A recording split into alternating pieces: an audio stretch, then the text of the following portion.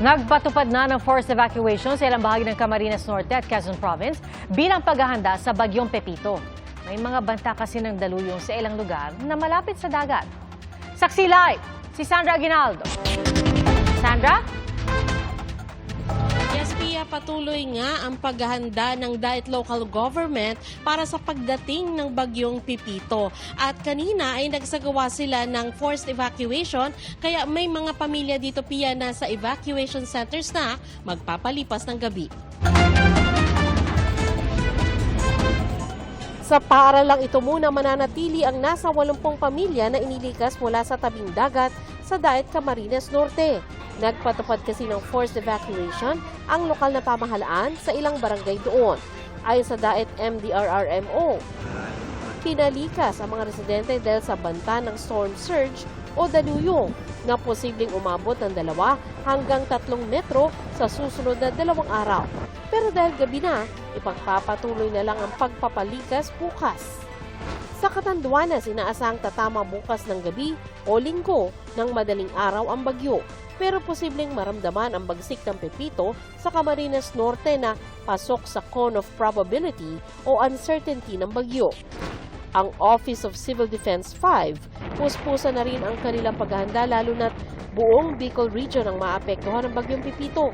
Ang lawak po nitong bagyo nito is 500 kilometers according to Pag-asa.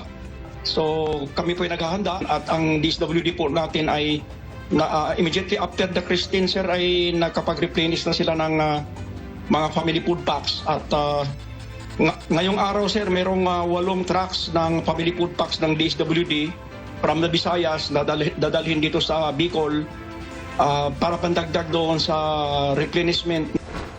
Pinapaalalahanan po na maging handa at mag-ingat sa paparating na bagyong Pepito. Nag-ikot naman para magpaalala ang Philippine Coast Guard sa mga nakatira malapit sa dagat sa Lucena City, Quezon, kaugnay sa parating na bagyong Pepito. Tulad sa barangay Dalahican kung saan sanay na raw sa malalakas na bagyo ang residente. Ang bahay namin dito nung una, na-wash out yan, dala sa dagat. Ang mga mangingisda, inahon na mula sa dagat ang kanilang mga bangka para hindi masira. Kanya-kanyang paghahanda na rin ang iba pang residente. Kung gamit ko sa amin, naka-ready na po kanina pang maga, tsaka itinaas ko na rin po yung mga gamit namin na pwedeng pasukin ng baha. Ano gagawin mo sa pamilya mo niya? Yun nga po, iyan mo muna po doon sa akin, ate. Papasama ko po muna doon sa Laguna. Handa na rin ang mga responder ng lalawigan, gayon din ang mga kagamitan sa mga evacuation center. Bilang pag-iingat, pinag-utos na ng gobernador ng Quezon sa mga Local Disaster Risk Reduction and Management Office na magsagawa ng preemptive at forced evacuation sa mga lugar na mataas ang banta ng baha, pagguho ng lupa at daluyong.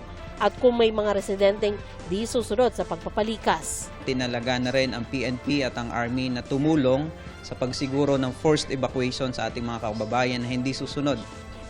Sa press briefing naman kanina sa NDRRMC, ipinag-utos din ng Pangulo ang dagliang paglikas ng mga tao mula sa mga lugar na may banta ng storm surge.